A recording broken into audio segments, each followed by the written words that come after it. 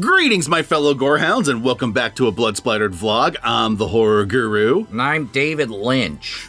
And apparently Count Jackula is David Lynch today, and we are going to be talking about Companion, a science fiction thriller by director Drew Hancock, also the writer of the movie, that is also a movie produced by Zach Cregger of Barbarian and Whitest Kids You Know fame. This movie also has way more horror pedigree in the cast. Yes. We got Jack Quaid, who was the killer in the 5th Scream movie, as well as, the character in The Boys. Yeah. That's probably what he's most well known for. We have Sophie Thatcher from Yellow Jackets, probably what she's most well known for, though that may change after this year because between Heretic, between this movie, Companion, she's obviously making a name for herself in horror features. Yes. We also have Harvey Guillén in this movie of What We Do in the Shadows fame. And yes, this movie does have a lot of comedic elements in it. Yes. It's more of a science fiction thriller, but it definitely is hilarious at times. Like, the comedy's on point in this movie. And we have some various other actors, like Lukas Gage. Lukas Gage. He was recently in Smile 2, and now he's in this, cementing himself as a bit of a Scream king himself. Yeah. So yeah, we got a lot of horror shit in this, even though this movie's more science fiction thriller than it is horror movie. Yeah, there's a fair amount of overlap, though.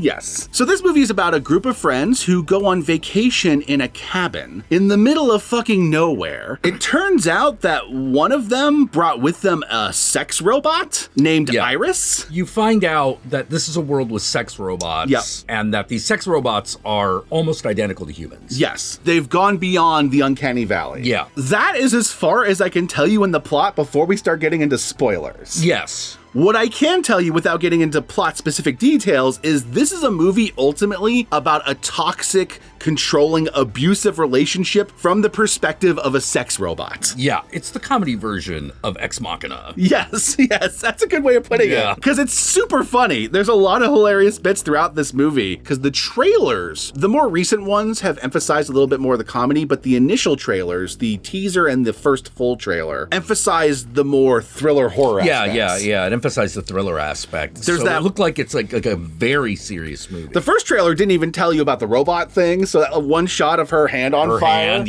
is just one of those like, wait, what the hell's going on in this movie? Later trailers did reveal more of the comedic aspects, probably because they realized that that would be a selling point as the movie came closer and closer to being released. This movie is not a romance movie. It's an anti-romance movie. Oh, yeah. It's not Hard Eyes. It's not like Hard Eyes, which at its core is a romance movie. This is a movie about breaking up with an abusive boyfriend. Yeah. Bogus, nice guy who turns out to be a controlling asshole is 100% the antagonist of this movie. Yes. And yes, it is played by Jack Quaid, who also played that very same character in Scream 5, so he has become an expert at this particular role. Though in this one, the movie's more overtly about that, as opposed to that just being a reveal in that movie. Yeah. Now, there's more to it than that. There's an entire conspiracy plot in this movie that we have not touched because it's all spoilers. Yeah. But at its core, that's what the movie's about. This movie is filled with twists and turns. The initial thing I told you about the sex robot is kind of played like a twist in the first 20 minutes of the movie, but the trailers did reveal that before seeing the movie. And when that first happened, I was a little worried that the trailers may have showed me too much. No. But then as the movie went on, I started to go, oh no, that was just like the inciting incident reveal. Yeah. The actual twists and turns happen later in the movie. Yeah, when it becomes a murder mystery is the wrong word for it.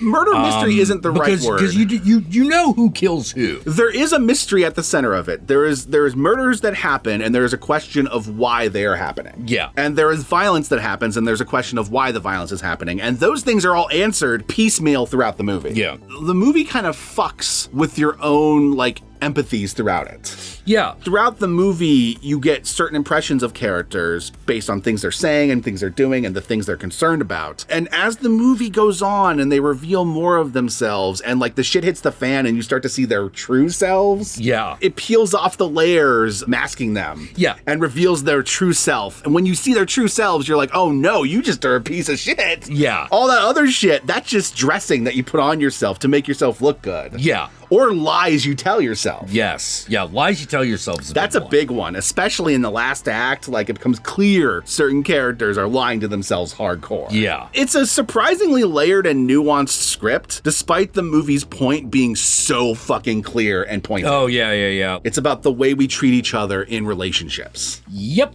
Some guys, and girls for that matter, treat their significant others like they're objects. Yep. That they can manipulate. And they can program. That's another thing. There's a bit of the gaslighting programming thing in this. Yep. So it's a very well done metaphor, actually. It is. I felt a little called out in this movie, I'm not gonna lie. The Jack Quaid character's name is Josh. Yeah. Throughout this entire movie, when you have Iris, the sex robot, having those conversations with Josh, and all the other characters yelling at Josh, I was just sitting there going like, this is propaganda against Joshes. Yeah. But make no mistake, this movie is hilarious. The jokes all hit well. I love some of the reoccurring jokes, like the reoccurring joke about the programmed meet cutes that the characters have. Yes. You see different versions of them with different faces, and each time it just gets progressively more hilarious. Yeah, because when you first get the robot, you program it with a meet cute. Yeah. And you get like one of several options. Yeah, it's like, oh, I'm at a party in a dinosaur costume and he steps on my tail. Yeah. Or we met in the grocery store. Yes. And this gets imprinted in the robot's brain, so the robot goes, oh, that's how I met them. Right. Because one of the catches with these sex robots, in order to make them feel even more real, is they're not supposed to be self-aware about being a robot. Yeah. They think they're a human being, and they act accordingly. This was written by one of the whitest kids you know. Yes. Sex robot. Yes. Sex robot. Exactly. Sex robot. One of the people who was involved with the sex robot sketch made this movie about sex robots. Coming to your town. Do you want to get down? Companion is currently available in theaters. If you're looking for an anti-romance movie, a breakup movie, if you will, to watch this Valentine's Day, then I highly recommend Companion. And with that said, my fellow Gorehounds, let us move on to the spoilers so we can talk about all the stuff that makes this movie infinitely more complex, but is not really what the movie's about, but is what happens in the movie. Yeah. The plot rather than the story. The plot rather than the story. Great distinction. Yeah. So here we go.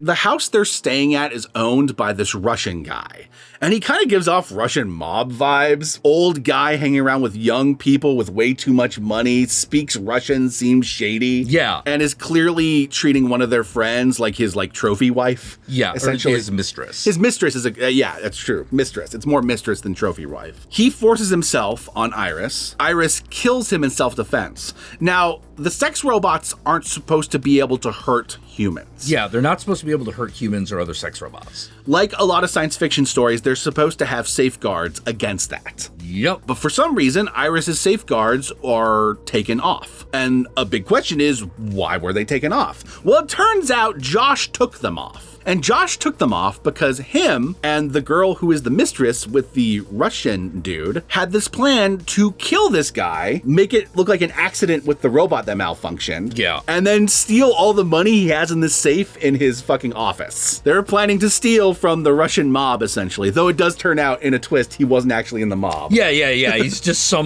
he's just a rich, creepy guy.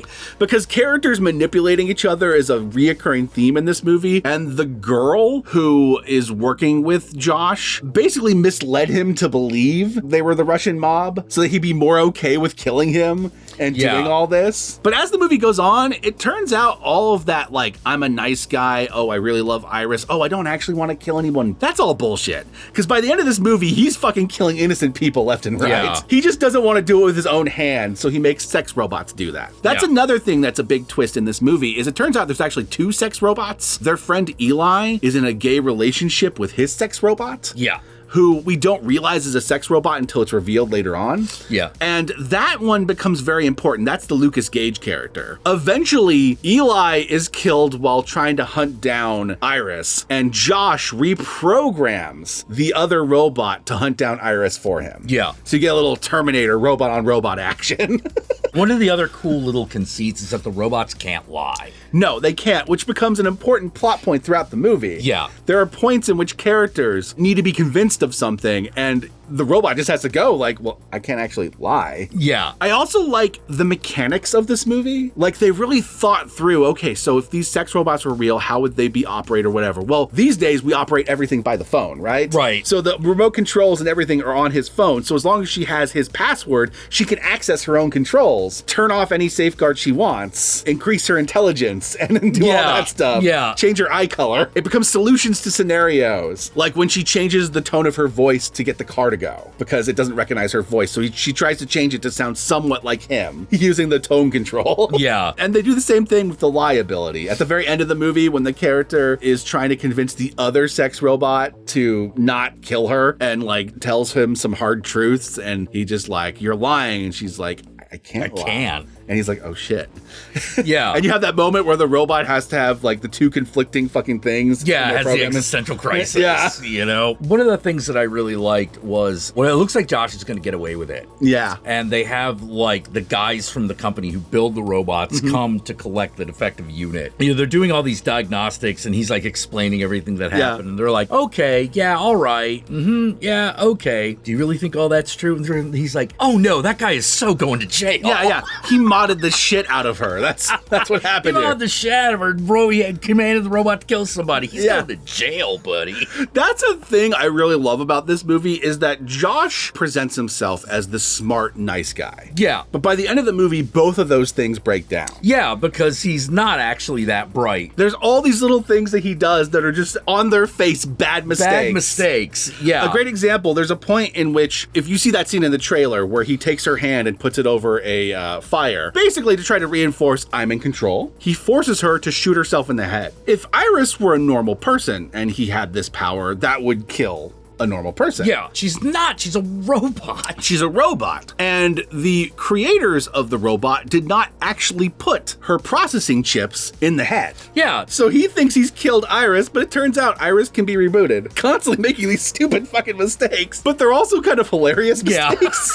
So it's entertaining to watch him fail. And it's cathartic to watch Iris eventually finally gain control and get the upper hand at the end and have her final girl confrontation with her abuser. I like the end where she's like driving away towards freedom. Yes. This is actually a great example of what I really love about the little details and the mechanics of this movie, because you have that scene earlier in the movie where her hand gets basically melted off and it's just the fucking mechanical fingers. Yeah. She got Terminator hand. Terminator hand, right? That becomes important in like the post-credit sequence where she's driving off to freedom and sees one of her models in another car. Yeah. And waves at that model, kind of signaling to that model, oh shit, wait, are we robots? Yeah. And starting the awakening process for that robot. Yeah. A little detail like her hand like being melted like that ends up actually like playing a key role in the finale. Yeah. It's really good. It's a really fun movie. The layers here, the writing, it's all mwah. Yeah. Well done. And with that said, my fellow Gorehounds, where can they find you, Count Jackula? Oh, you can find me here on YouTube at 7 p.m. every weekday, where I stream. We talk about all kinds of groovy things. You can also follow me on Blue Sky Barthy Burger's Girls at Count Jackula. What about you? Y'all know me, I'm the Horror Guru. I'm on various social media platforms, but these days, I primarily use Blue Sky, so follow me on there. Be sure to like, comment, and subscribe, and don't forget to ring that notification bell so you're notified of my videos immediately upon their upload. And if you'd like to help out either of us more directly, be sure to check out our Patreon pages, and remember, if you decide to go the Patreon route, even $1 a month can go a long way, but we will certainly accept more. And with that said, my fellow Gorehounds, I want you to comment below, and be sure to comment below using the hashtag #SexObject. That way I know, that way Jack knows, that way the whole world knows that you are hopefully treating your spouse better than characters in this movie. Anyway, my fellow Gorehounds, peace out, and we'll catch y'all later.